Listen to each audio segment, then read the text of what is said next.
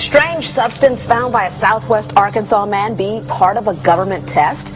Well, that's the question at the heart of a phenomenon called chemtrails, now getting widespread attention. Well, they say the government is dumping chemicals on us to control or manipulate the weather. And they say the unusual-looking jet trails in the sky are actually chemical-laden chemtrails. People say the government is up there in airplanes spraying all kinds of chemicals to change or manipulate the weather, leaving what you see there, and they call that a chemtrail. So what I look at there and I think are contrails, you're telling me are chemtrails? Yes, that a contrail would be dissipated by now. And it's interesting, Dale and Christina, this is of interest not just in this country, but European countries and frankly all over the world. A lot of folks interested in it. Well, Dave, you mentioned that climatologists and others who study the atmosphere believe that they'd be able to surely spot any kind of signs of an ominous plot. Our journey started in San Diego, California, where thousands of scientists, engineers, policymakers, and journalists gathered for the American Association for the Advancement of Science Conference. One of the topics was the artificial manipulation of the Earth's climate, also called Geo-Engineering. During the meeting, scientists spoke about the plausibility of implementing geoengineering campaigns throughout the world under the guise of preventing global warming. One widely accepted theory was to block the sun by spraying something into the atmosphere. When they were asked about existing aerosol programs, they stated clearly that no such programs have ever been implemented. But strangely, these proposals sounded exactly like what people around the world are claiming is already happening. When I found out that the American Association for the Advancement of Science was going to be held down here and the main body of topics would be on geoengineering, I had to come. I had to be in on this. I had to hear what these top climate change scientists had to say.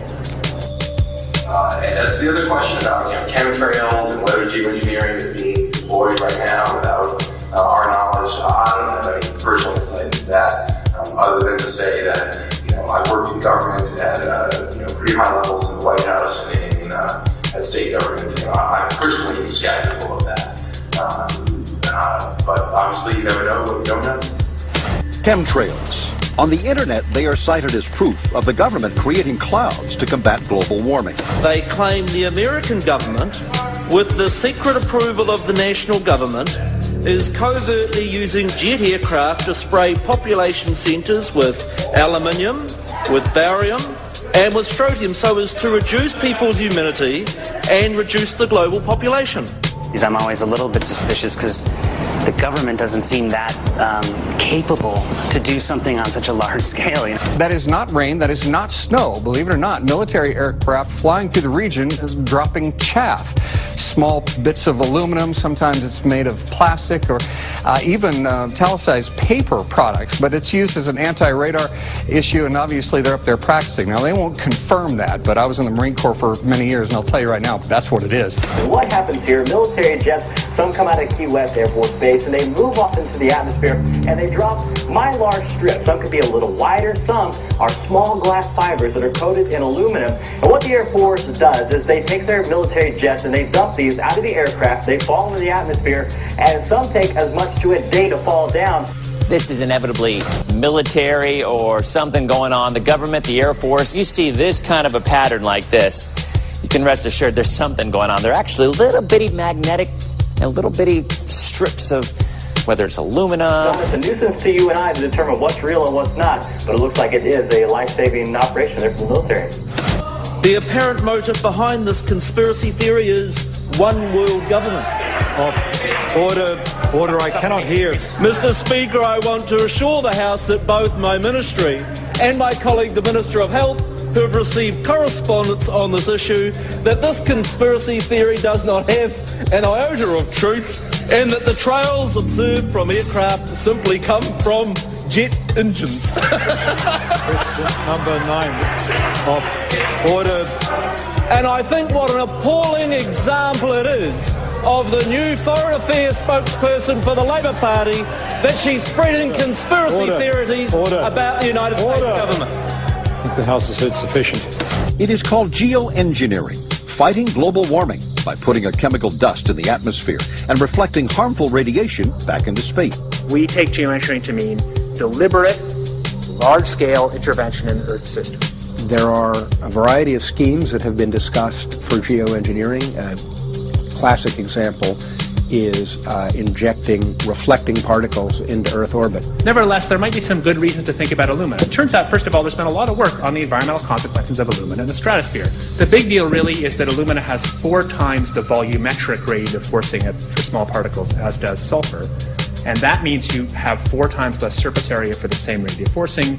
And this is a much bigger deal. You have roughly 16 times less the coagulation rate, and that's the thing that really drives removal. So you could get away, we think, with much smaller mass fluxes. So that's why we see things like in the use aircraft patent from '89, they talk about aluminum. And that's why we're seeing in the surface water samples aluminum. And here's David Keith saying that aluminum has 4 times the reflective volume surface area. So they'd like us to think that we're talking about sulfur, but here they slipped up and let it out that aluminum is 4 times better to achieving their ends, and it sounds like it's going to be one they don't want us to know the effects of. The little picture is from a nanofabrication study, which shows you can make very high quality, and do this in just a jet in a very simple way, make high quality alumina particles just by spraying aluminum vapor out, which oxidizes. So it's certainly in principle possible to do that. There's a big literature that's already looked at that. And you could do that by either building new versions of these aircraft or even re-engineering existing aircraft. So there's some ideas of that.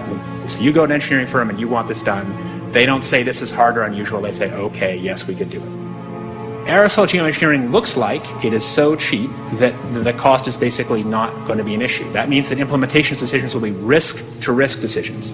The risk of doing it against the risk of not doing it. And it makes the problem of how we govern it fundamentally harder and different and novel. So I've told you that it's cheap to deliver materials to the stratosphere, and I'm convinced that's true. I don't think that will change. But I think the more we do research, the less easy this will look, the more complicated the environmental effects will look, and that's a good thing, because right now it looks too easy. So I think that if we do more research, we're likely to find out that it's harder and more complicated than we thought, and the side effects are harder to manage, and that's a healthy outcome that will make it easier to do the management. Of course, the opposite reaction is possible.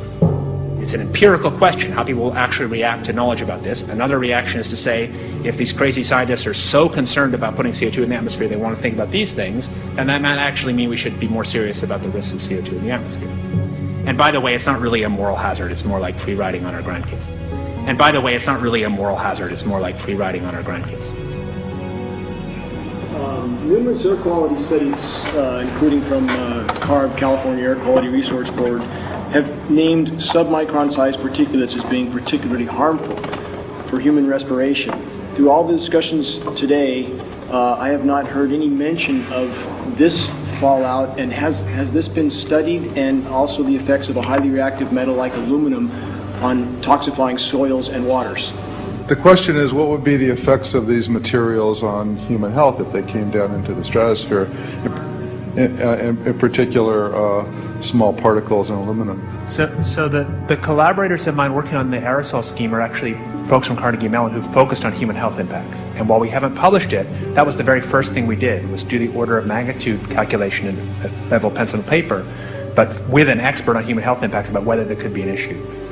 And for aluminum or other particles, there are a lot of toxicological things that need to get looked at seriously.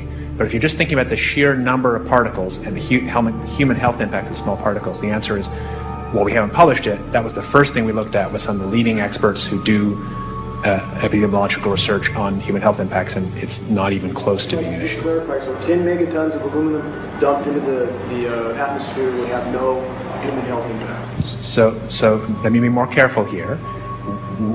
To separate out the toxicological, so the alumina we've only begun to research and published nothing.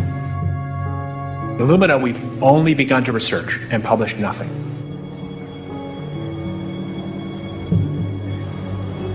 Dane looked at him and he said, so you're telling me that spraying 10 to 20 megatons of aluminum, as you said, would have no human health effects? He took a deep breath and he swallowed and he said, let me be more careful here. We haven't done anything serious on alumina, and so there could be something terrible that we'll find tomorrow we haven't looked at it. And that, for me, that was the whole main point of what is going to be coming out to the public. It's the damaging effects of aluminum that are being found around the world in massive amounts. Here's David Keith confronted on this very issue, and he looked, at that point like they just let the cat out of the bag. Mm-hmm. we haven't done anything serious on Illumina, and so there could be something terrible that we'll find tomorrow we haven't looked at. They're proceeding because they have an agenda that's separate from trying to thwart this crisis of global warming. You know, there's obviously several other objectives, whether it's depopulation, control, weapons aspects, communications aspects, all kinds of things, you know, wild cards that we know nothing about. We don't really know, and I'm not going to attempt to speculate on exactly what the agendas are, but we can see clearly the agendas are not benefiting mankind. You know, it's benefiting the agenda of the elite. And so I think the question is, how do you draw the line between some activity that is allowed and doesn't need global governance and activities that do require global governance? Dr. John Holdren has agreed to serve as Assistant to the President for Science and Technology and Director of the White House Office of Science and Technology Policy. I look forward to his wise counsel in the years ahead. My personal opinion is that we have to keep geoengineering on the table. We have to look at it very carefully because we might get desperate enough to want to use it. So what would we do if in year 2040 or 2060 there's a severe climate crisis, say widespread famines or Greenland sliding suddenly into the ocean, that the only plausible way in which we could start the Earth cooling this century is to directly intervene in the climate system, say by putting particles in the stratosphere? We do stuff in the stratosphere all the time, of course, and so it's not as though the stratosphere is absolutely pristine.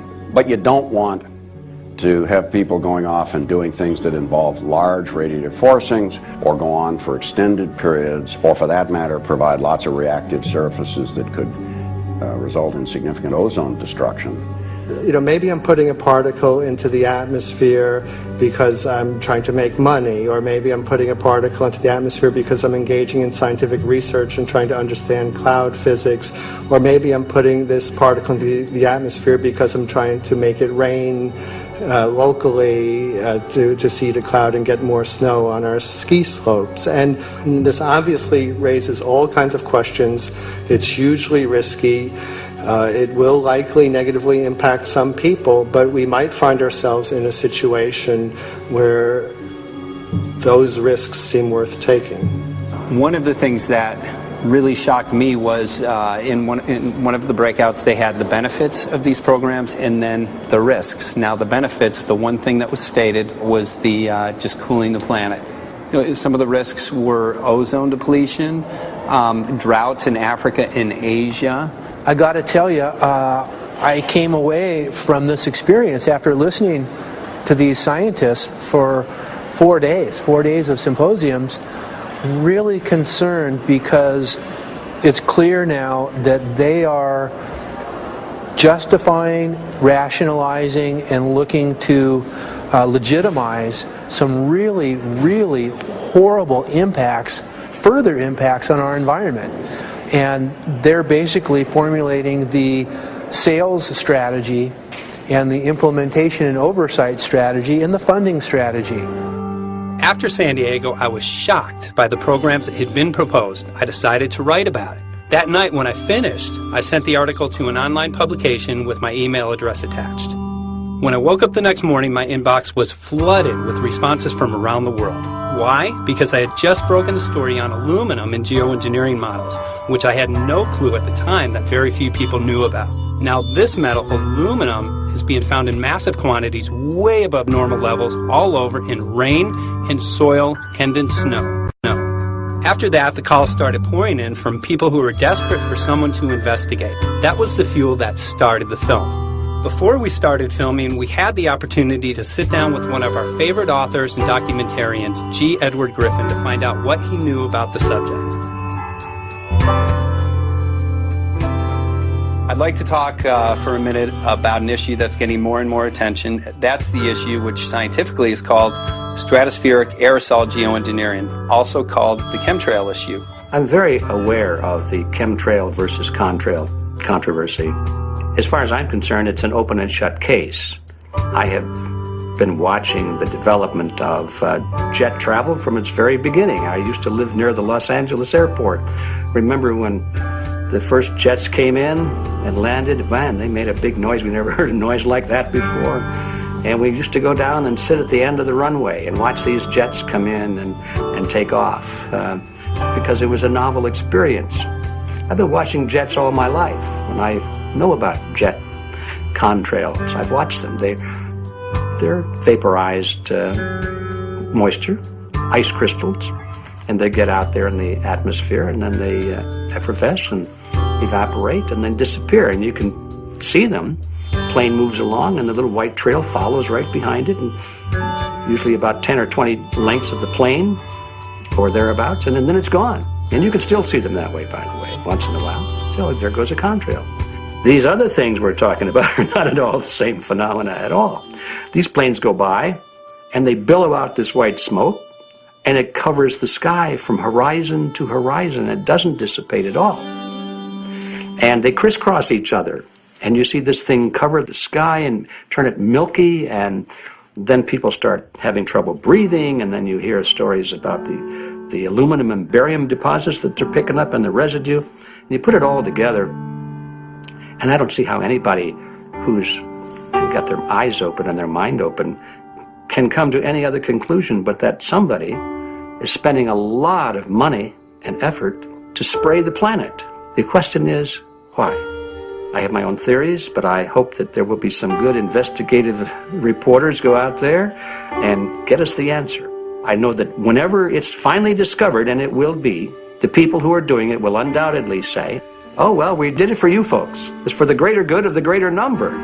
It's for the society. It's probably to prevent global warming. Or maybe it's to inoculate people against some kind of a dreaded biological attack. We can't go around shooting everybody in the arm, but we can spray them and save their lives. You see how good we are? We're doing it for the benefit of society. I know they're going to, whatever it is, they're going to say it was for your good or mine. Think if we had the ability to steer hurricanes, and the hurricane was going to slam into New Orleans.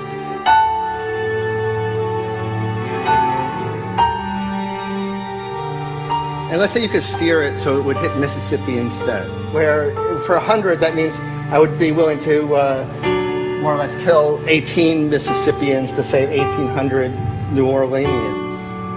And if you do that knowingly, are you murdering those 100 people? And there's all kinds of equity issues there. Now, also, we might be wrong about our steering, and if we didn't do the research right, maybe our steering would intensify Katrina and even kill more people in New Orleans. And so this question of how do you develop the confidence to know that your intervention will reduce overall damage, and then how do you deal with the understanding that you might be damaging some people who wouldn't have been damaged before while saving people overall? The spraying appears to be mostly in NATO countries. I've seen it here in the United States, I've seen it in England, I've seen it in Scotland, I've seen it in Canada, and I've had reports from people who live in France. There's a grouping, there's a political grouping here of some sort. It's international in scope. It's not just an American phenomenon, it's international. And anybody that wants to investigate that, I think, has to take that fact into consideration. They're going to find a political grouping and a political motive here. But in my humble opinion, it's not in your good or mine at all. I don't know what it is, but we'll soon find out.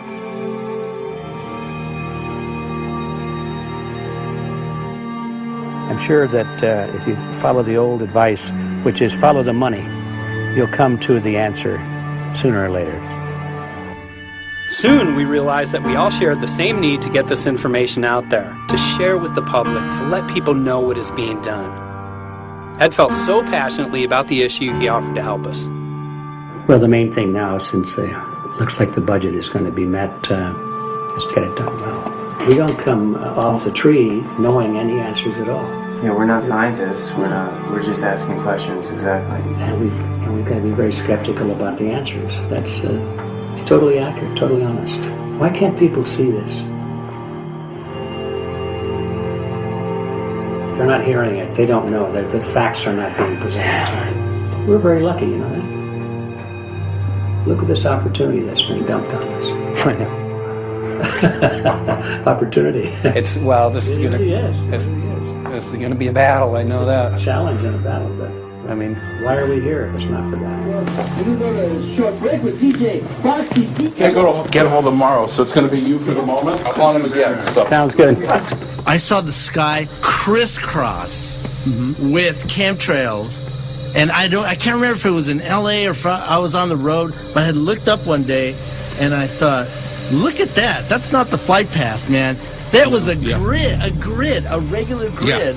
Over the city, and I couldn't believe my eyes. Milky white clouds. And, it all seems very obvious, and now the evidence of what we have on the ground with the aluminum, the barium, strontium, and with what we see in the patents and what the geoengineers say are going to happen, I mean, for the everyday Joe, this is a slam dunk. This is a very delicate moment for the powers that be, because they're taking a covered-up operation like the tropospheric aerosol program, or Chemtrails, Project Icarus, whatever, it's had many names over the years, and they're making it overt into a geoengineering scientific shield to deflect sunlight because global warming's out of hand.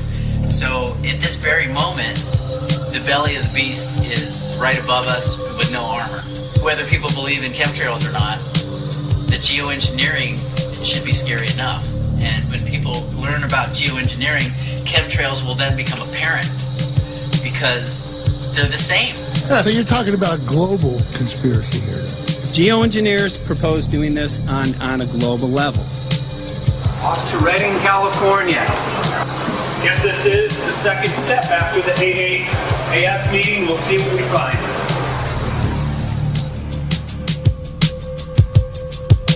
Right here in Northern California at Dane Wigington's house. He owns over 2,000 acres overlooking Lake Shasta. He told me about some of the challenges that they're having up here. Let's go and talk to Dane. We'll see, what's going on his property. We'll see what he's going through and also what action he's taking based on the test results that he has.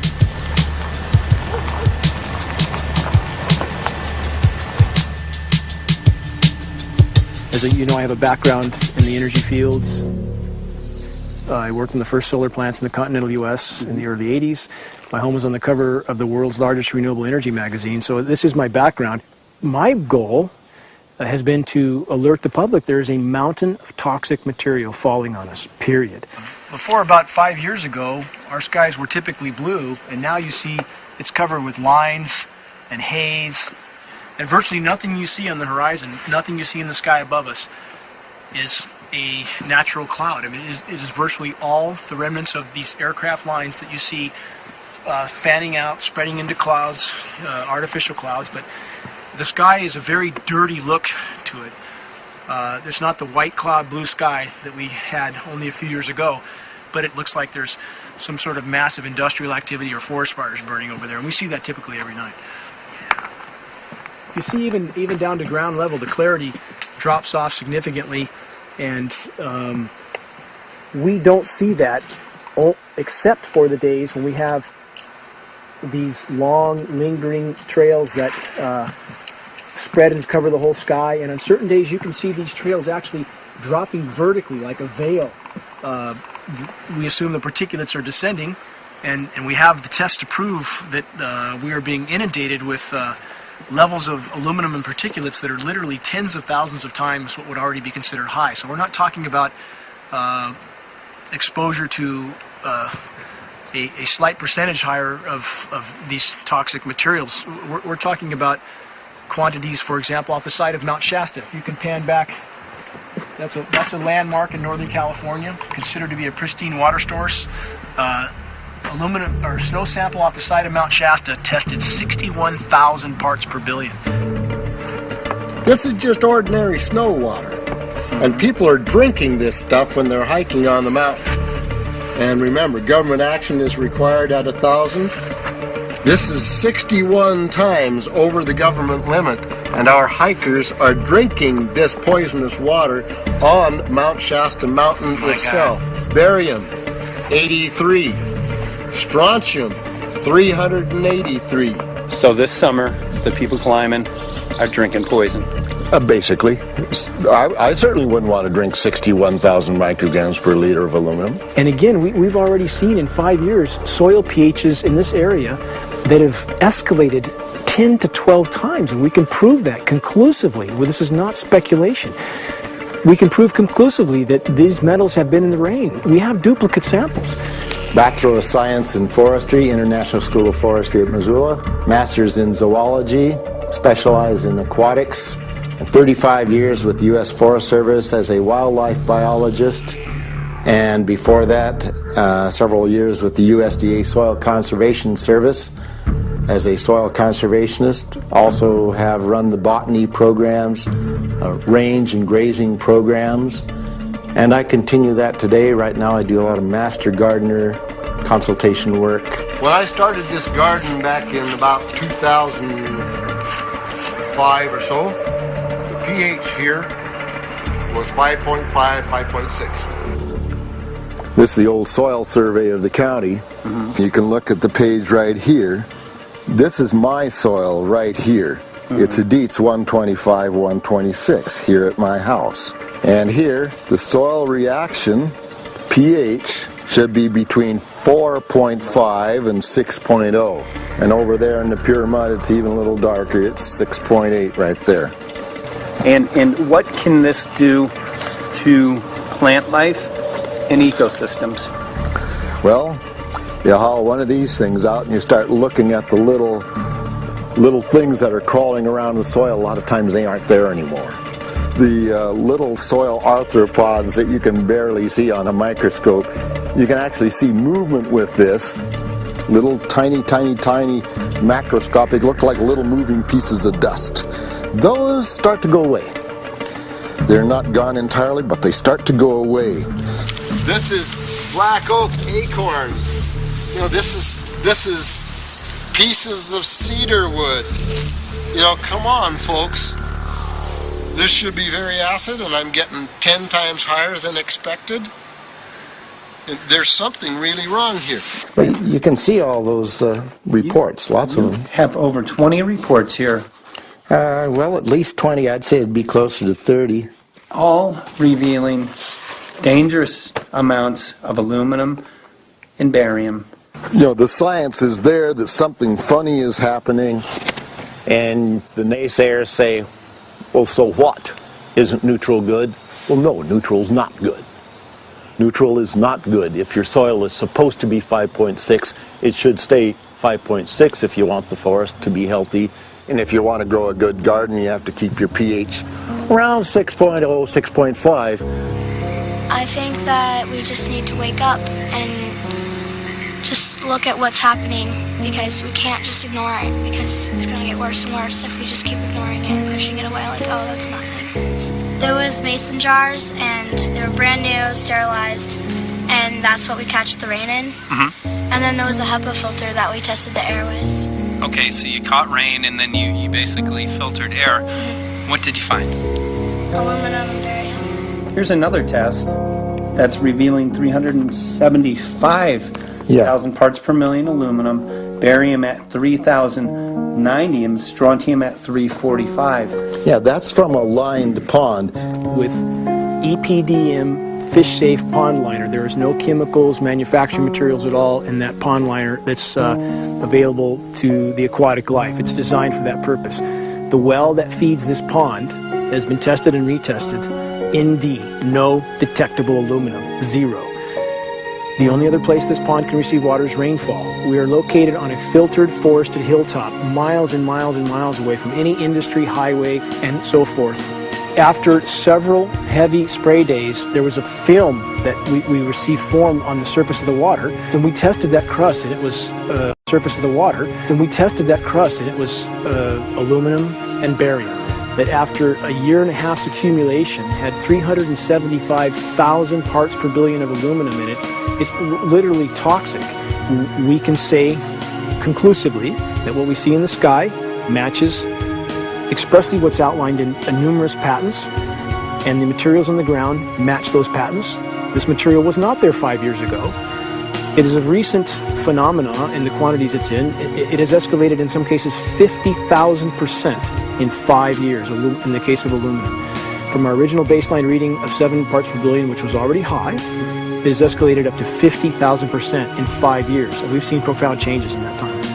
Dr. Leonard Time, PhD in chemistry, I cross-checked with him, and he says the oxides of aluminum, barium, and strontium will drive your pH into the from an acid soil like this up into the neutral. There's no question about it. And that's exactly what you see happening. Wow.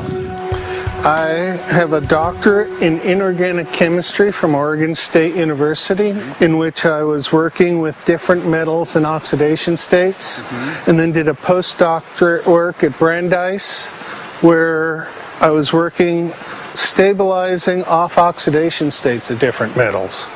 The goal is to sort of figure out how everything fits in the dynamic equilibrium of life.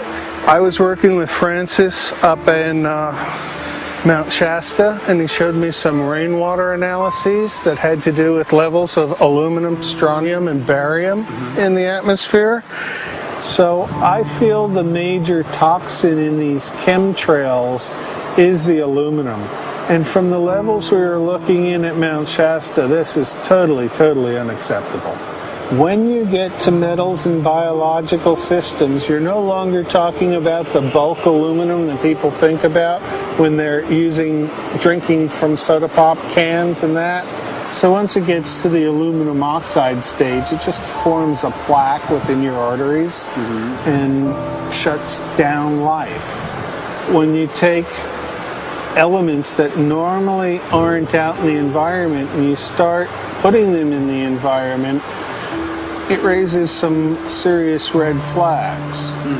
Aluminum is a very specific, nasty in biological systems. It takes that site and it never lets go, and it shuts down the site, and that's it.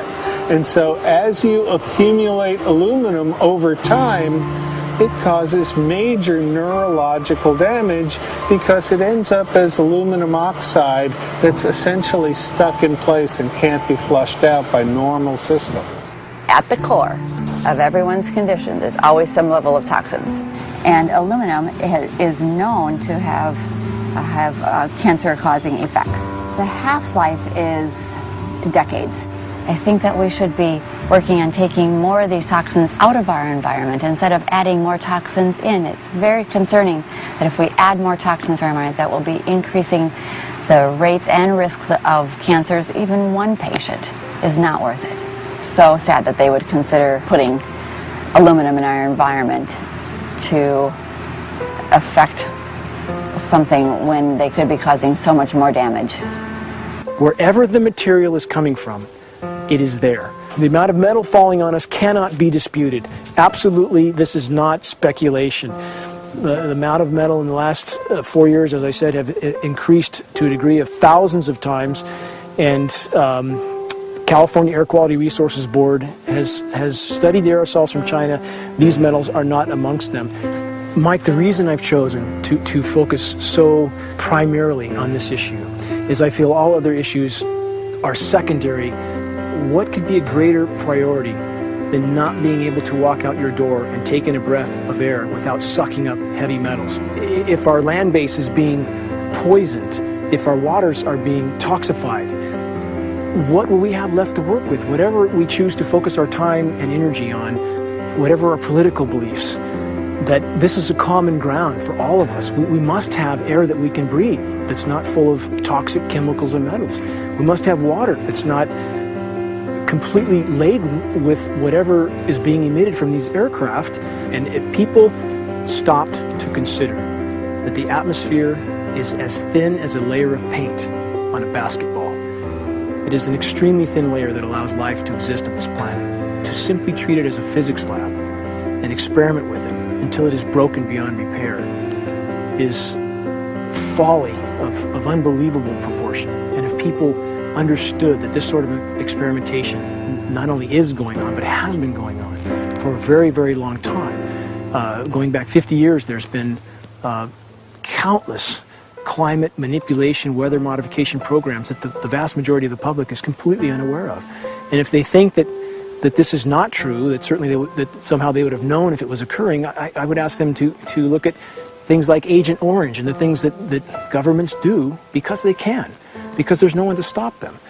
because they have these huge military machines that want to control everything. And in fact, the government's own document, perhaps you may have seen, it's available to any online, is called Owning the Weather, an express goal of our government, and not just our government. He told the Associated Press that the American government has created weather tampering techniques so that the New World Order will be able to starve millions of Americans and control the rest.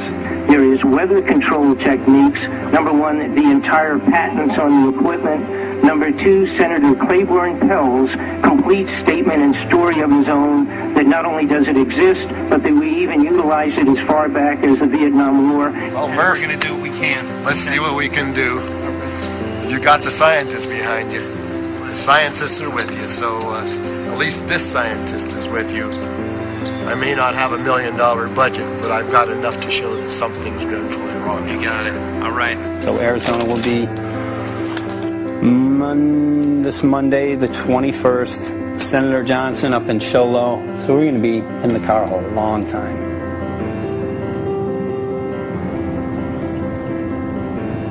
Well, it is such a pleasure. This is such an excellent place back here, I'm telling you, Michael. But you know what? We love it. It's so private and it's so quiet and peaceful. And please come in. My name is Karen Johnson. I served in the Arizona State Legislature for 12 years. I was in the House for 8 of those years and in the Senate for 4 of those years. When you see a plane fly overhead, there's a trail that leaves the end of that plane, and it goes from one horizon all the way to the other as the plane flies across, and it begins to filter out and cover more and more of the sky in kind of ripples. It widens out and fills the whole sky. I mean, how could anybody think that that was the case? And then to live and to be underneath that and know that whatever is in that is falling down upon you and upon your animals and upon the earth.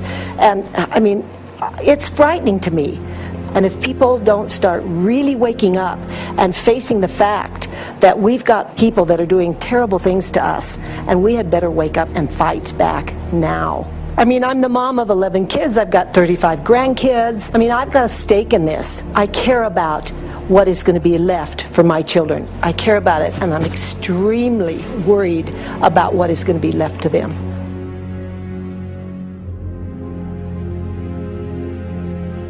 Aluminum is toxic, and we know that it's accumulative, and we know that we're getting more. So we're absorbing it in the air, we're drinking it in our water, so we are accumulating more. So the thought of more aluminum being dispersed in our environment in the way that you mentioned is very frightening to us and very disturbing to us.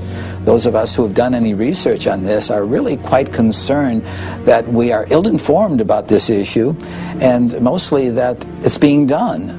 Aluminum is toxic. We know that it is. We can debate as to the amount of toxicity that is going to be disturbing the body, but as far as really accepting the fact that it's accumulative, it's synergistic, then we have to conclude that it's not a good idea to put it in our atmosphere, especially when we know we're getting increased amounts, and especially since we know that the scientific communities around the world are pointing a finger at the heavy metal toxicities, at the toxicities that we're absorbing in the day-to-day food that we eat and the air that we breathe. The concern is off the charts about why is this happening?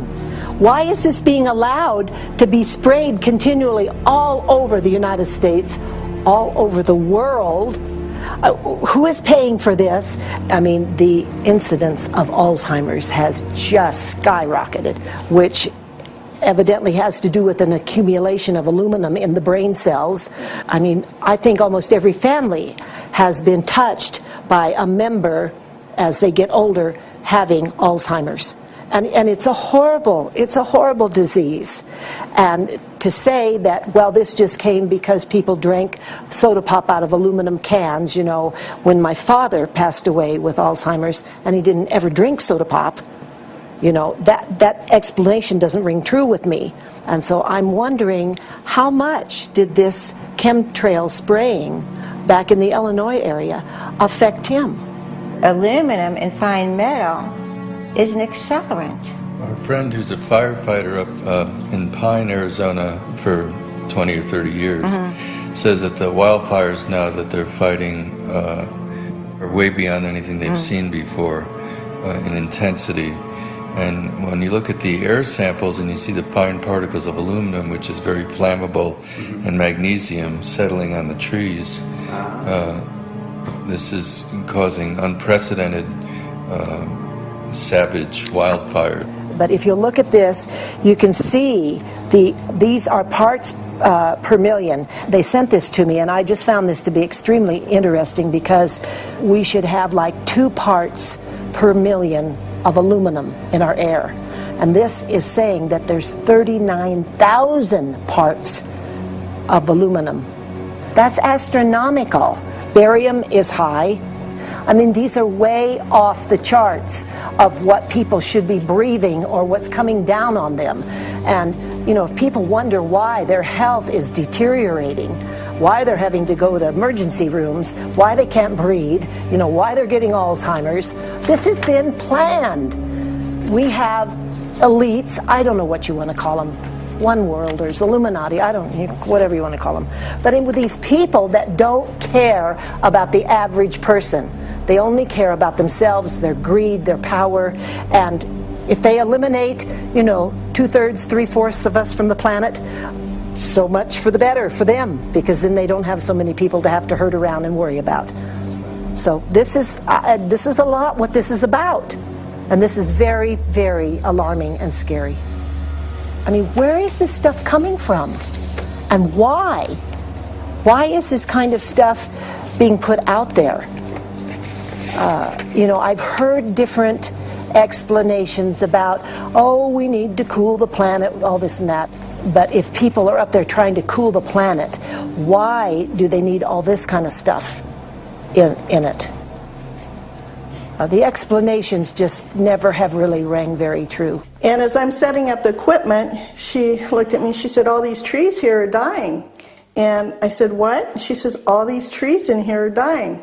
So I thought, well, I'm going to test for aluminum, because that's one of the key things in the programs that we're talking about, and titanium. And I took some of this bark sample and tested it, and it came back positive with aluminum and titanium. Then I started traveling around California, noticing the same thing. In Lake Tahoe, there was a lot of the same type of bark, all through Sacramento area and Davis. Just about everywhere I went, I was noticing this silver white bark. What I think is happening is these chemicals are getting down and destroying the roots. And then as they come up, they're going out into the bark.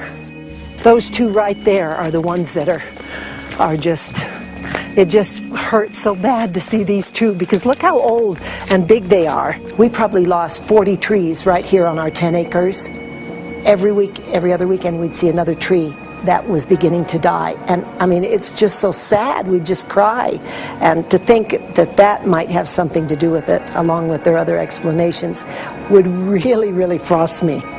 Every time you lose a tree, you know, it's not good, it's just sad. And there's another one over here in this little group of trees here. Don't you feel better when you stand up and fight than if you crawl down in a little hole and go to sleep? You know, I mean, my gosh, people, your families are out there, children are out there, your grandchildren. I mean, you've got to do something to help.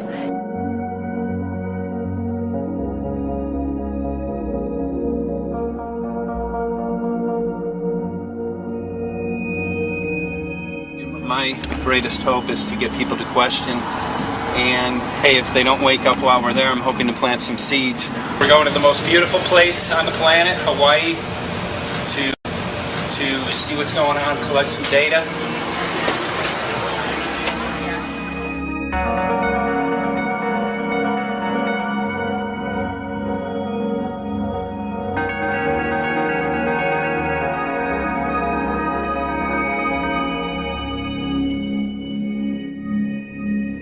Thank you for having fun with us. Hope you enjoyed the trip. Have a great vacation and welcome home if you're lucky enough to live here. Thank you.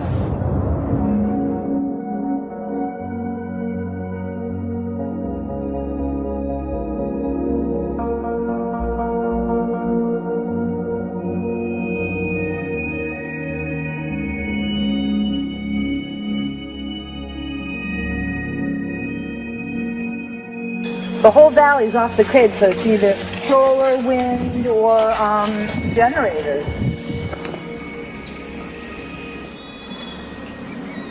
Look at this, man.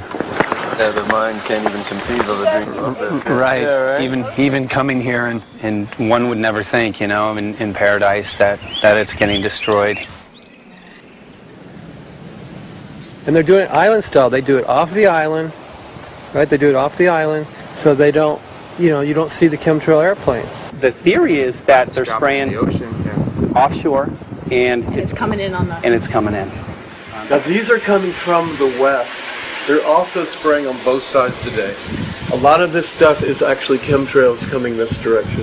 There's material that's blocking. We should be able to see to the horizon, you know, where the Earth curves, because we're high enough and we have the ocean, right? So we should be able to see. We should be able to see the Big Island. It's only 30 miles away.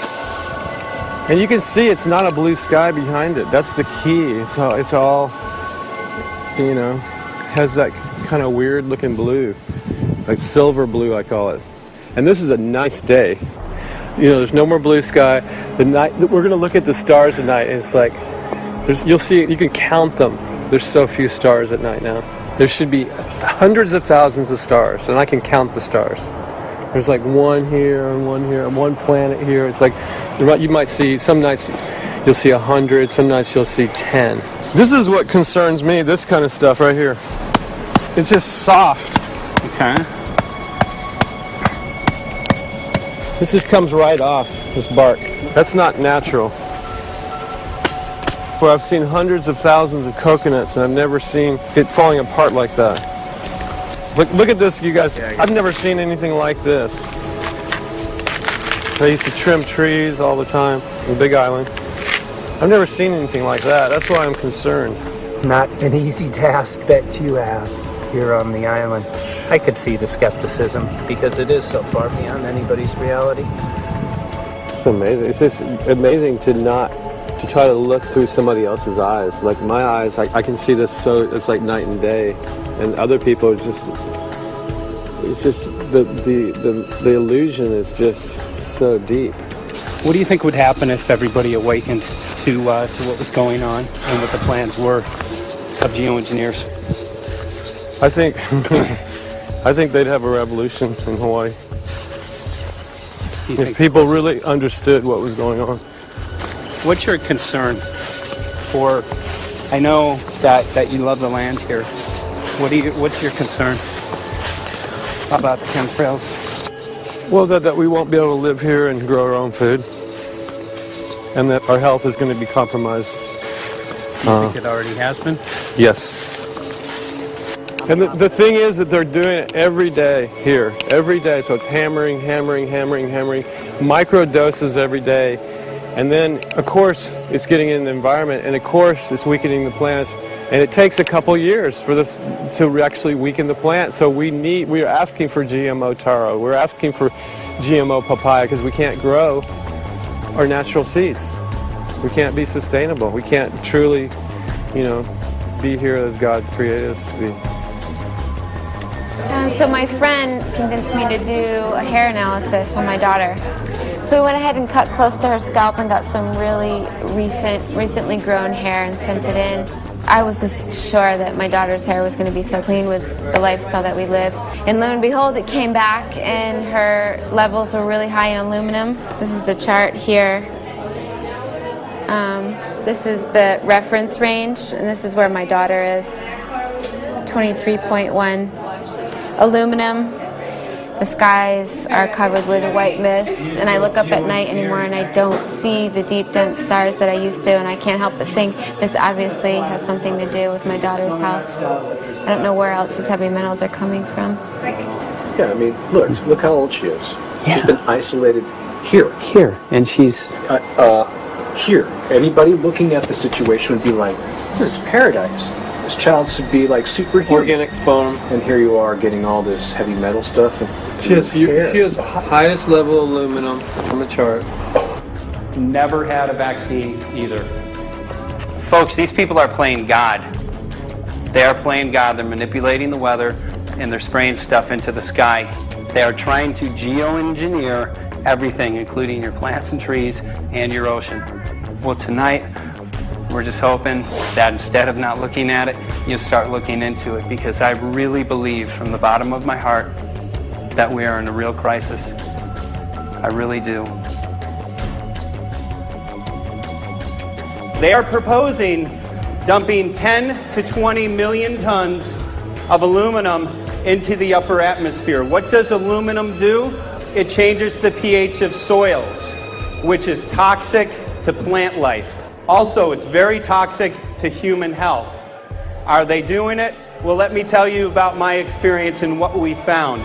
We have much evidence that not only suggests, but I believe prove that they are happening. Jeff, what's going on? And as I promised, we're joined right now by a very special guest, Michael J. Murphy, currently on location in Hawaii. He's working on a documentary film called What in the World Are They Spraying? Michael, welcome to the program. Great to speak with you today.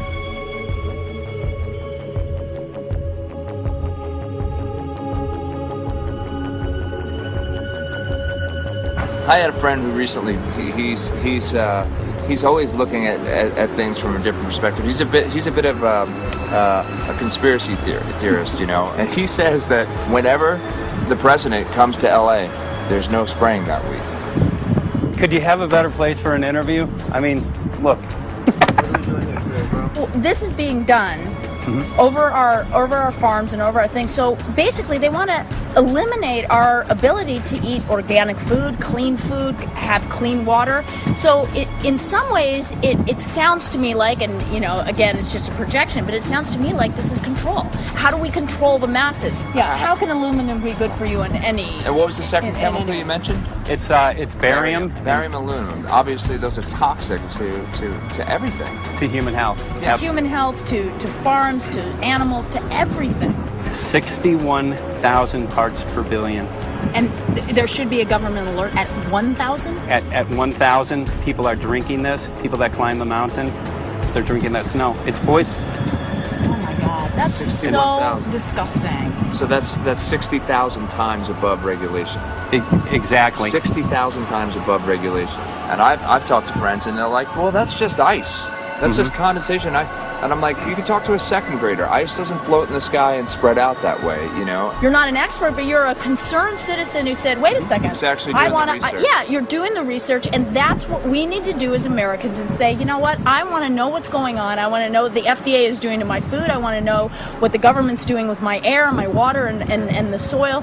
And, you know, it's just great what you're doing. And I just, my kudos to you for bringing light to this subject. Put all of the theories aside, just what geoengineers are proposing and what's being found is scary enough. So we can just address that. And I encourage more people to just step up and ask questions and do what he's doing. So thank you, Michael, very, very much. Aerosol spraying aluminum affects everywhere, and we have a beautiful tropical climate which I believe might be in jeopardy. So we wanted to not only come and bring the message of what people were finding around the world, but encourage people to test for the aluminum, strontium, barium. Essentially, I think it was an effective trip. I saw a lot of people here in Hawaii, in Maui, awake and not only curious but willing to look into this deeper, and that's my only hope. This is one of the boldest moves, I think, from Ed Griffin yet. This is the taboo topic that nobody's supposed to talk about, and that is aerosol spraying. Now, we've got tons of documented proof of errant aerosol spraying. It just blows my mind that the whole essence of humanity has always been to look up into the sky and ask why. Though there are no limitations, there's endless space, an endless universe. Now, in the 21st century, we're not allowed to do that. Anyone who looks up and sees the giant grids and the X's in the sky that weren't part of our existence until just a decade or two ago is somehow called a kook. And the people that are the best and biggest proponents for the revolution and for liberty, they don't want you to talk about it because you could discredit them. It seems to be an industry that's being built up to milk the taxpayers by undergoing some kind of a giant global spraying program to make all kinds of money on the project, and they don't seem to care really what effect it has. They're not trying to experiment to see if humans can survive it or anything like that. They just want to get this stuff up. And then we discover, as we're going further down the line, that there are companies generating genetically modified organisms, seeds, modified seed crops they're being engineered to resist the aluminum in the soil. And a lot of crops won't grow in that. And so now, after they've messed up the soil, all the farmers were going to have to go back and buy seeds that have been genetically engineered to resist the aluminum that have been put into the soil. And all of a sudden, mankind is completely dependent upon these companies like Monsanto and other giant agricultural firms. You can't even grow natural seeds anymore. And we're looking at that. It's a shocking thing. I hope we don't find that that's true, but all the arrows right now are pointing in that direction. We get into cost-benefit analysis here because there's also HARP could be involved in this. Geo-engineering, as you guys mentioned, which is documented heavily in Dennis Kucinich's bill, that is the Space Preservation Act, which, by the way, I don't think got through Congress. And then Kay Bailout, as we call her here, Kay Bailey Hutchinson, also put together some legislation in order to qualify geoengineering, which again is supposed to save us all from global warming. But it is cost-benefit analysis because they can benefit on so many different levels. Ed, that's how they do everything, isn't it? That's right. And you know, there's an old adage: if you just follow the dollar, follow the buck, you get to the source of the problem. And it looks to me like there's a tremendously profitable industry being built up right now around this concept of geoengineering or weather modification or reducing global warming and all of these other things that can be sold fairly easily to an unsuspecting public. They all say, oh, well, that's good. We don't want global warming, you know. And so they put up with this, and they don't question, they don't criticize. But behind the scenes, you see a whole industry being built up, which is, as I say, tremendously profitable. And the money for all of that is coming from the taxpayers. And it's a scam is basically what it is. We're just focusing on the one area that is real easy to prove. There's no speculation in the area that we're going into. They definitely are doing this geoengineering. They definitely are talking about it. They're working on formulas for it. They're putting together strategies for it. They've got funding for it. Everything is in place. We don't even have to go into those other areas to make the case. Okay, let them believe that, but at least they must understand that there's no question that they're talking about it and planning to do it. And so shouldn't they be equally alarmed about what they're going to do if it can be shown that barium and aluminum and some of these other toxic metals are very destructive to the planet and destructive to human health? Isn't that enough? You know, how many issues do we need to crank into this?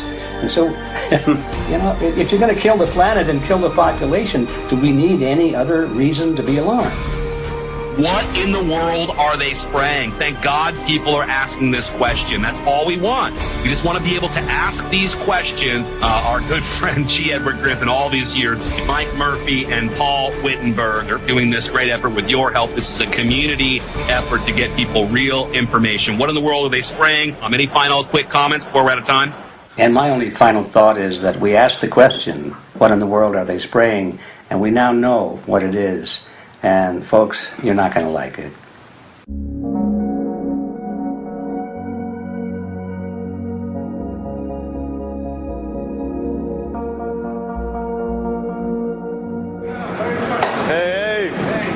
I'm Peter Vreken. I'm from Belgium. I'm 54 years old. I can't believe it myself. I'm a very happy and grateful person. We are doing the job the police, the Justice Department, or the Environmental Department should have been doing.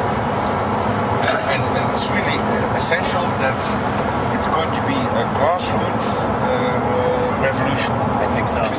Because we are not fighting against, but for. Yes, we're fighting for. I was in the council for about 25 years and also a period as the mayor. So from that moment on, 10 years ago, everything started to change. I started to get a picture of what is really going on. And it became crystal clear to me that we, humankind, have been manipulated and dominated and exploited for centuries. So, and this Chemtrail phenomenon made me angry because I was so helpless.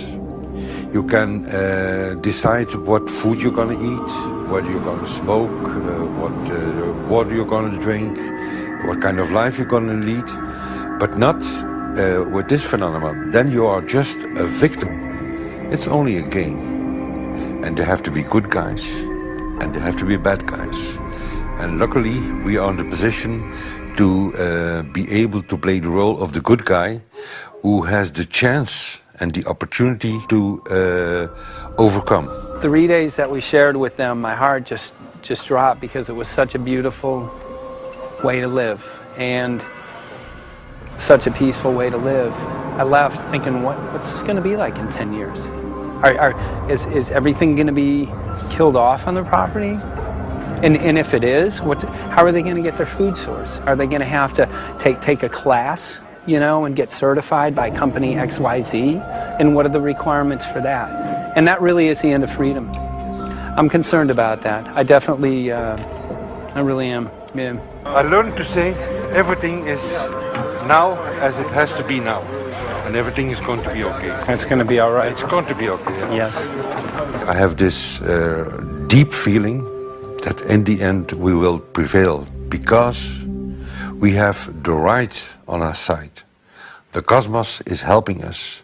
And I have this strong feeling that we are being supported by entities and by forces we can't even imagine.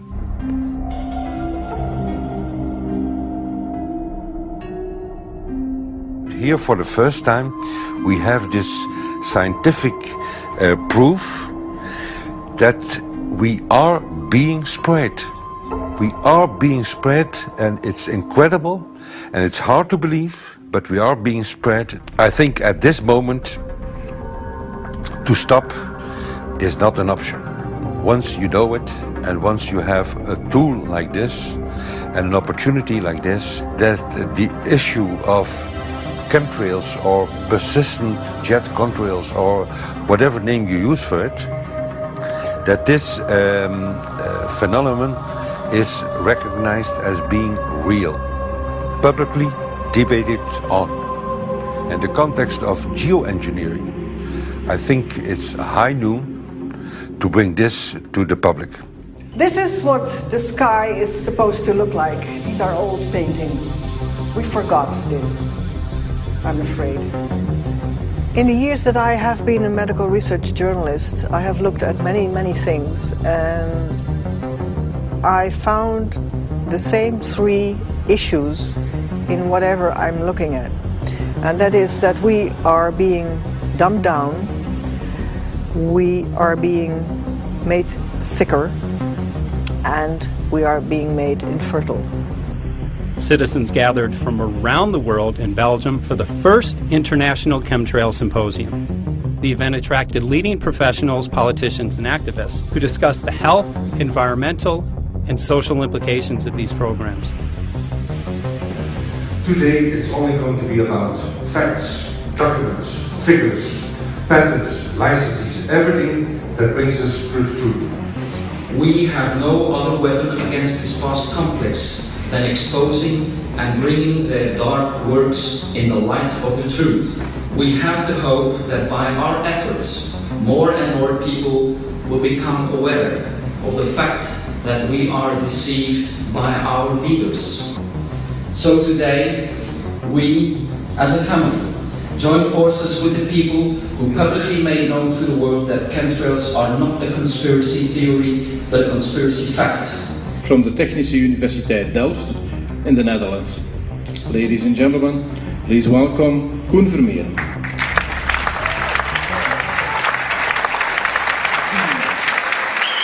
Well, I'm Koen Vermeeren. I'm a university professor of Delft University of Technology. Usually people are with their heads to the ground in their own two-dimensional space and they don't look up. But if you do, you see more and more spaces like this. And it worried me too. I have no explanations to our students about these phenomena. And then I studied it myself and I found out that I couldn't give them the answers they wanted, because I think that the phenomenon is not natural. It's not natural what is happening, and the explanations that are given to us are not enough for me.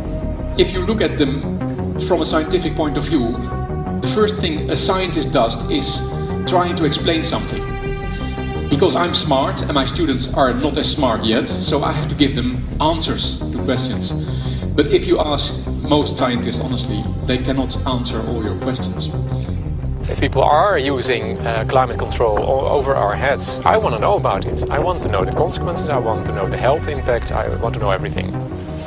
I need, as a teacher in my university, to give answers to my students. And they have good questions. And I don't have the answers, and I want to know. Excellent. And we should discuss this. Ladies and gentlemen, for here you in the auditorium and for all over the world, Michael Murphy.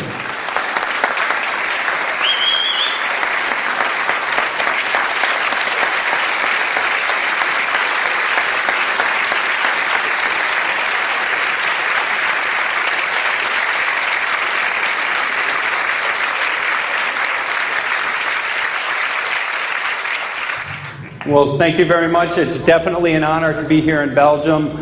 The people who are in power control everything. They control the markets, they control us. Now they're even controlling the weather.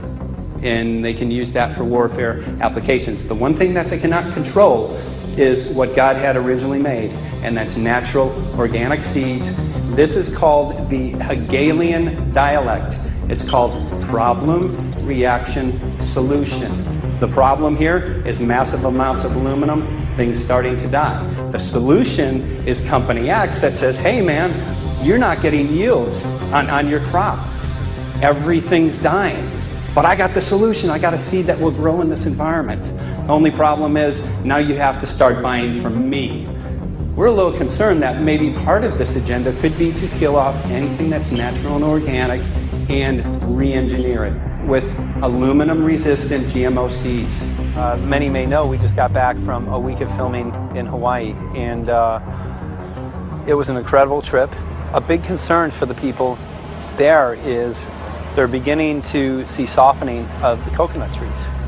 But their concern is that these programs may again be part of a broader agenda to destroy anything that's natural and organic, so that the corporate redesigned GMO foods might be the only source of food for people. I didn't anticipate so many people, young and old, who are interested in this phenomenon and are concerned about it. And I especially liked the address that the young girl gave today. Only 17 and already making an address to the audience. That is, well, incredible. My name is Sofia Xenidis. I am 17 years old. It is quite scary to know that the air we breathe is not what it's supposed to be.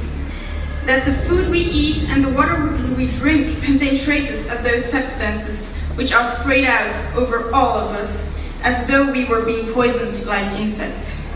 The feeling that this is causing me are feelings of deep anger and rage. I don't want to be poisoned. I don't want to be infected with cancer.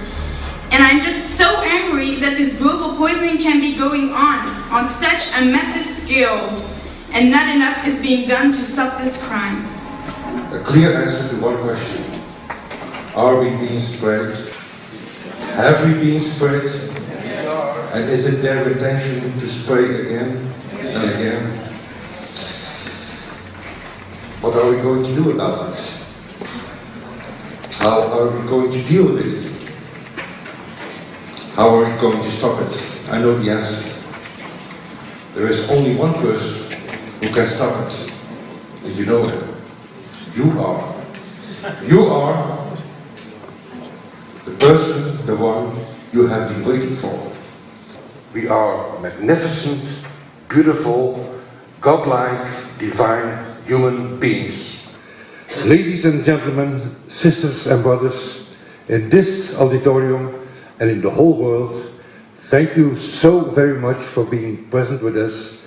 And for now, please enjoy this anthem.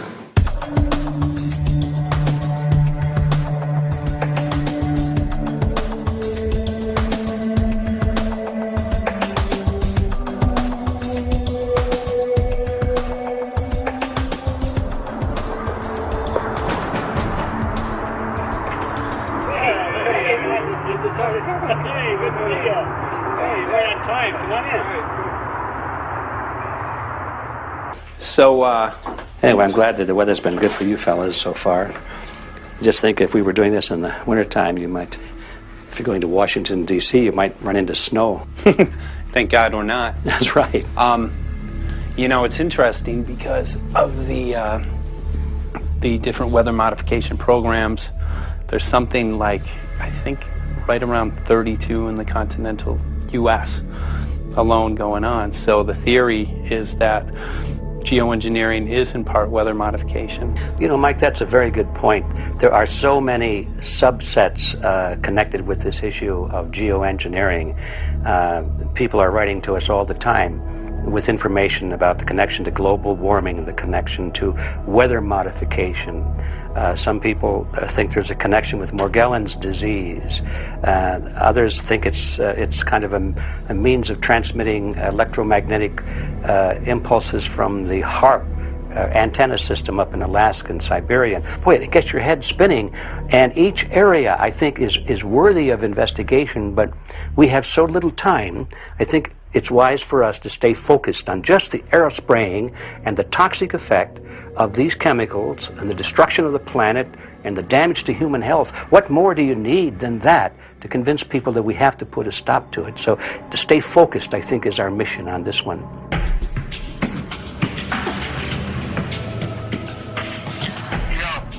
Jeremy, we had an idea. We know that you know the political system real well.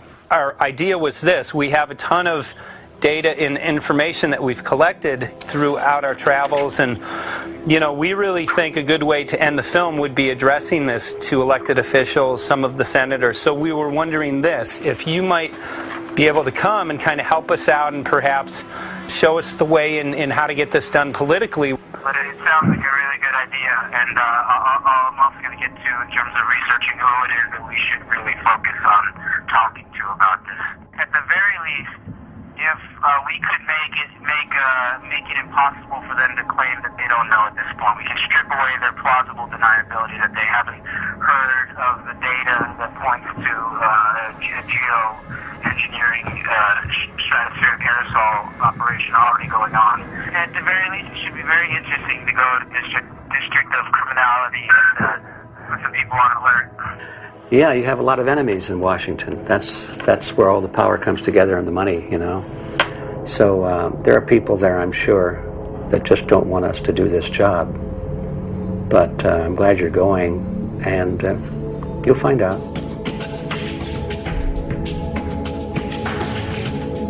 We took the data to Washington, D.C. There we presented our elected officials with the following letter.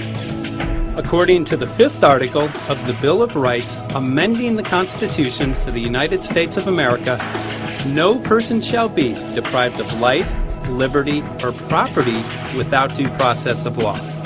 But the daily spraying is depriving all persons living within the United States of life, health, liberty, and integrity of our common and private property without due process of law. As a representative of the people of the United States of America, we insist that you do everything in your power to protect us and immediately put a stop to geoengineering spraying at once. There exists no justification, legal or otherwise, to poison the planet and its inhabitants. Now suppose that space aliens arrived on, maybe they're going to land at the UN headquarters down the road here, or maybe they'll pick a smarter spot. But suppose they arrive and they give you a box. Suppose they arrive and they give you a box, and the box has 2 knobs. One knob is the knob for controlling global temperature, maybe another knob is a knob for controlling CO2 concentrations. You might imagine that we would fight wars over that box, because we have no way to agree about where to set the knobs. No global governance, And different people will have different places they want it set. Solar engineering is like chemotherapy. No one wants it. But we all want the ability to do chemo and to understand its risks, should we find ourselves with dangerous cancer. How long does it last up there? The lifetimes are years. What, years? A couple years. And then it what, precipitates out, or? Yeah, that's correct. No toxic side effects that we know of? The thing we always wonder about is the unknown unknown. Yeah. So if you're thinking about, say, the acidification, it's clear that's not a problem. There's several studies that showed that. Right. But of course the concern here is with so little research, there may be some unknown that comes out of left field that bites us. My name's Mike Murphy. I'm a filmmaker in from Los Angeles. We're covering an issue called Geo-Engineering. Okay, thanks guys. Senator, a question about the issue of geoengineering. I'm afraid I don't know what you're talking about. And wondering if you were supportive of geoengineers' proposals of spraying 10 to 20 million tons of aluminum into the atmosphere. I should really get a briefing paper on it before I give an opinion. Oh, not a problem. Are you aware of the issue? Not completely. At all? Because, okay. Do you have a letter from constituents, and people have concerns? Yeah, We're making a documentary about the I don't know. You guys have credentials to be here? Yes, yes, we do. We pass through security as well. Endowed by our creator. I think so. Please don't touch my property. You're lying. No, why? What did we lie? What did we lie about, sir? No, we're not. What are we lying about? Lying about what? It's a little unusual, huh? I haven't heard that. Okay. You're not aware of it? And it appears that these programs have already been deployed. You know, I haven't looked at that proposal, and so, why don't you let me review it? I can do that. Are you aware of? Actually, I'm going to go. Yeah. Let me go ahead and get that. I will take a look at this, and I will act accordingly. General, this program, this openly covert program of the aerosol spraying, stratospheric aerosol spraying, geoengineering, using tons of aluminum, spraying it up in the sky. I have no idea what you're talking about. Okay. Commonly called Chem-Trail, sir. When you were the head of NEMA, did you see the aerosol trails? Mike Murphy, filmmaker in Los Angeles. Hi, sir. And we're covering an issue called Geo-Engineering, and wanted to know if you're supportive of geoengineers' proposals.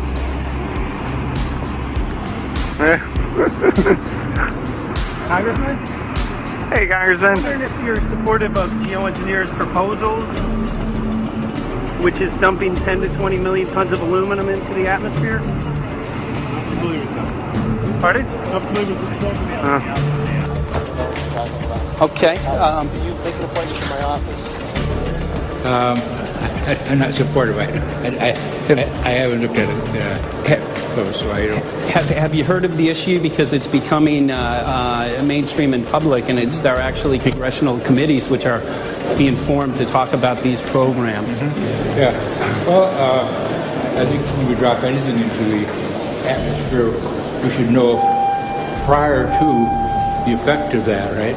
Yes. And if we don't have the knowledge as to what the effect will be, we shouldn't do it. I think there are 4 different options for thinking about deployment of geoengineering. The first one would be we just ban it. I would argue that one does not want to get too firm a restriction in place on small-scale studies early on because it'll tie the science hands.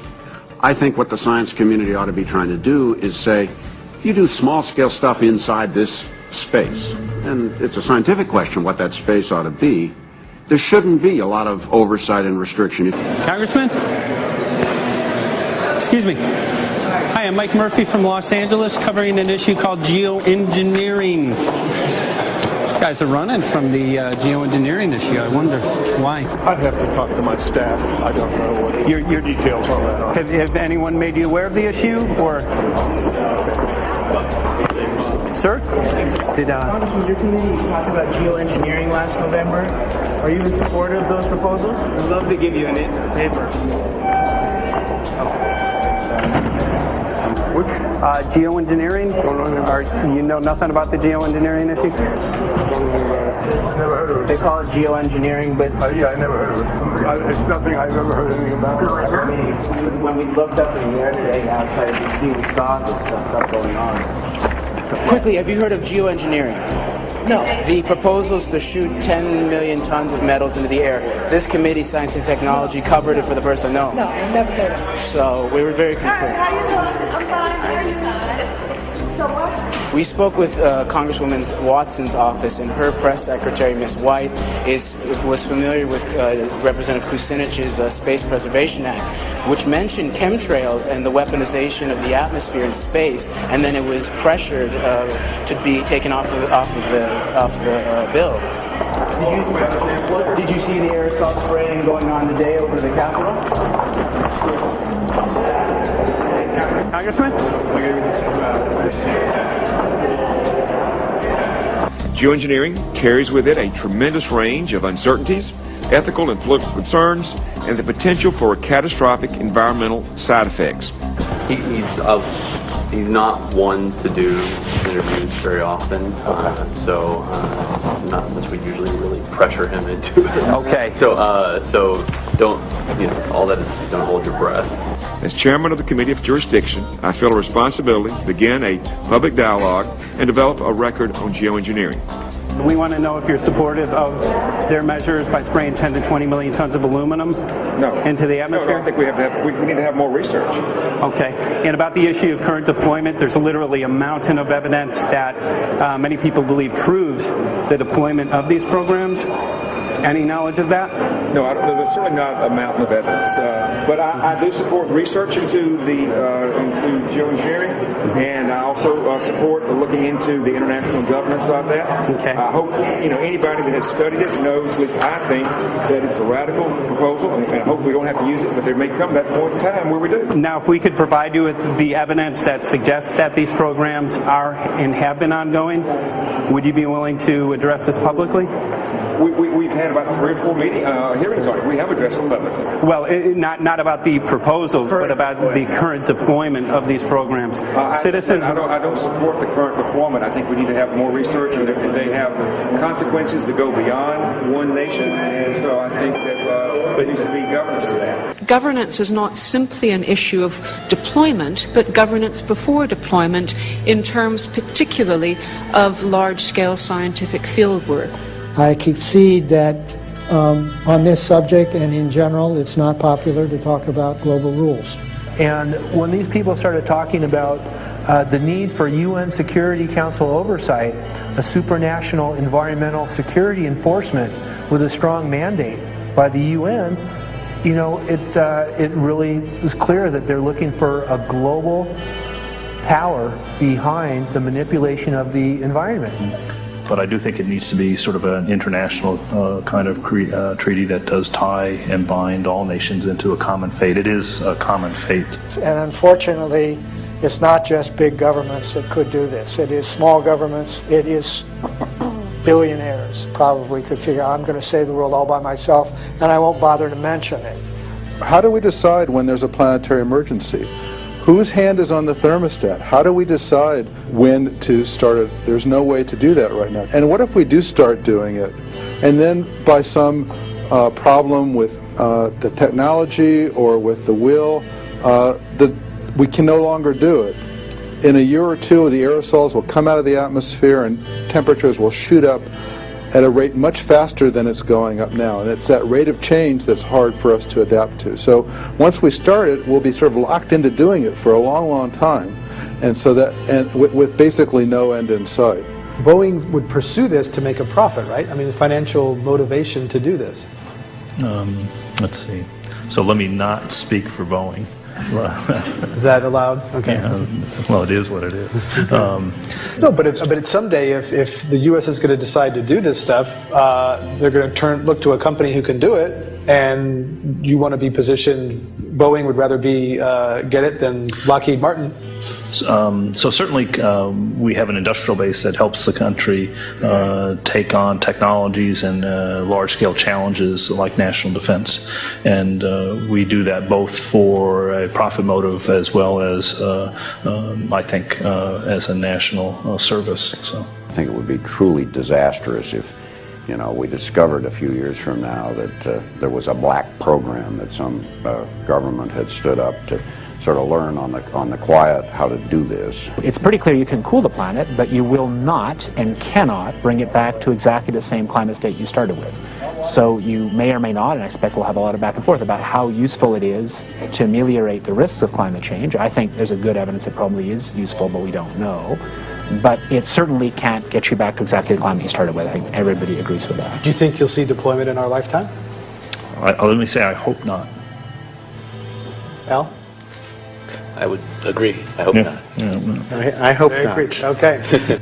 I see this as something like an evacuation plan. That you build big dikes. Maybe that's the emissions reduction to try to keep the flood from wiping you out. But that if that flood should come, that you'd like a plan for what to do in the event of that catastrophe. So I see these options more as a catastrophic response option and not as a way to reduce risk of everyday climate change. You would advocate mitigating consumption of beef as a means of accomplishing your objective? Yes. How would you suggest going about that? You can't. I mean, it's your job to decide what to tax and what not to tax. Obviously, if you wanted people to behave differently, you give them incentives and disincentives for behavior. But I'm sure that's the answer you wanted to hear, Mr. Smith. If only my time had not expired. Thank you, Mr. Chairman. Because there's literally aluminum and barium contamination found around the world, believed to be from these programs. Like, look, today over the Capitol looks like they're deploying some type of aerosol. Did you see it? No, I didn't, but good to see you. In a James Bond scenario, some rogue rich guy puts some airplanes in the air and seeds the clouds. What is to prevent that? Okay, are you aware of the issue? You do it through the... Are you in support of those proposals? What is your take? I don't know anything about it. You're not. I have to get more information. I've got a chair here. Okay, we'll give you a letter on that. Yeah, this is a letter from constituents. Okay, great.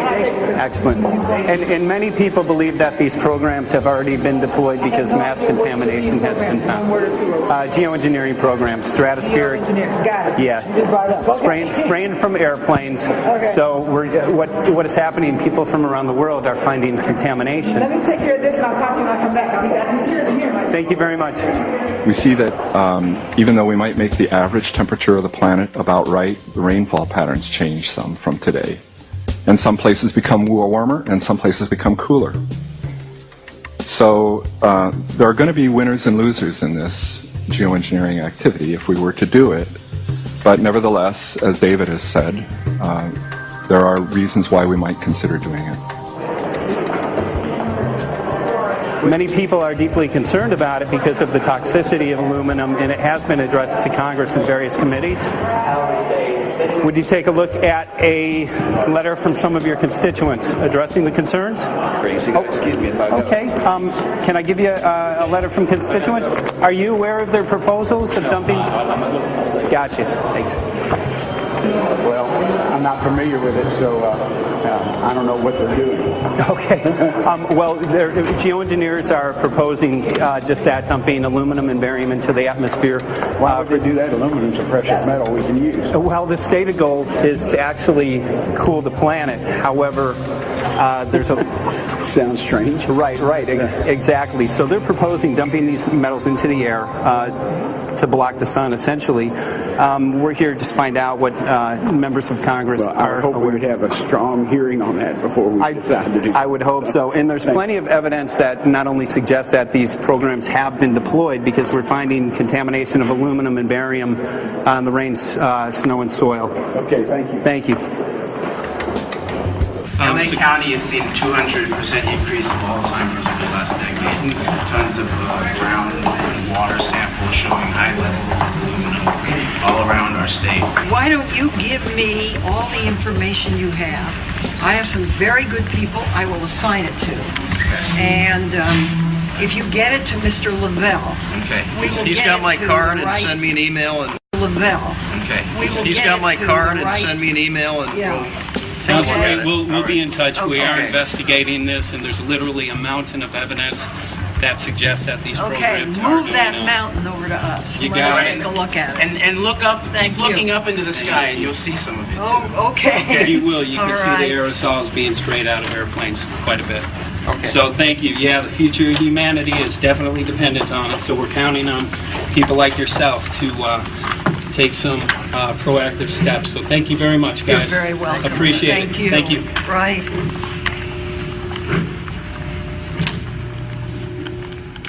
A lot of Congress was running down the hallways to avoid answering any questions, looking for doors in the hallways. So apparently the war is against all of us, and we're all in a hostage crisis. People who took an oath to uphold and defend the Constitution are not only know this is happening, are participating in this. And all of us have a duty to stand up and speak out about it. Why is the water being contaminated? Why is the soil being contaminated? Why are aluminum-related diseases going up? And it's affecting all of us, and thus we all have the duty to stand up and speak out and get educated and stop this. For our own sake, for our children's sake, it is a crucial moment in history right now. The human beings, we need to decide whether to live on our knees while being sprayed and poisoned every day, while being under a continual threat, or whether we are going to stand up and live as free human beings and seek truth, justice, peace, and freedom for all of God's children. So as you can see, we're ending our film here in Washington, D.C. We've made many public officials aware of this. Most of them either denied any knowledge of this, or they simply were unwilling to address the situation with us. So as you can see right behind the White House, we do have aerosols behind us. The spraying has continued. What is the solution? Is the solution here in Washington, D.C.? Clearly, this is one of the solutions, but the solution is not only here, the solution is within you. This issue affects all of us so deeply. So you need to look inside. Please get active, get involved, start spreading the word with growing awareness. About 90% of the population, we believe, is unaware of this issue, which means 90% of the people who normally might do something if they knew are not doing anything because they are unaware. So please look into your heart, use whatever skill you have to get the word out. The future of humanity is dependent upon it.